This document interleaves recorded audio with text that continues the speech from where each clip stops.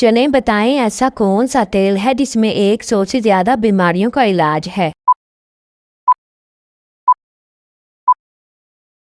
इसका सही जवाब है जैतून का तेल। चलें बताएं दुनिया का पहला करेंसी नोट किस मुल्क ने बनाया था। इसका सही जवाब है चीन ने। चलें बताएं वो कौन सी ऐसी चीज है जो बादशाहों की भी पगड़ी उतार देती है। इसका सही जवाब है जुएं। चलें बताएं वो कौन सा फल है जिसका बीज बाहिर होता है। इसका सही जवाब है स्ट्रॉबेरी का। चलें बताएं सबसे ज्यादा फरोख्त होने वाली किताब कौन सी है।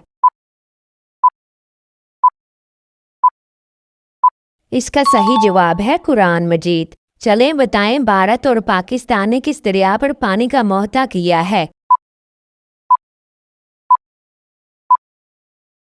इसका सही जवाब है दरियाए सिंध पर। चलें बताएं दुनिया का सबसे छोटा परचम किस मुल्क का है। इसका सही जवाब है वेटिकन सिटी। चलें बताएं नमाज के बाद अहम इबादत कौन सी है।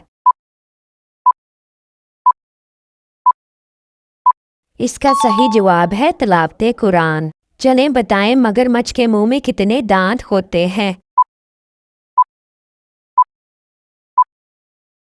इसका सही जवाब है 80 दांत। चले बताएं इंसान के दिमाग में कितने फीसद पानी होता है।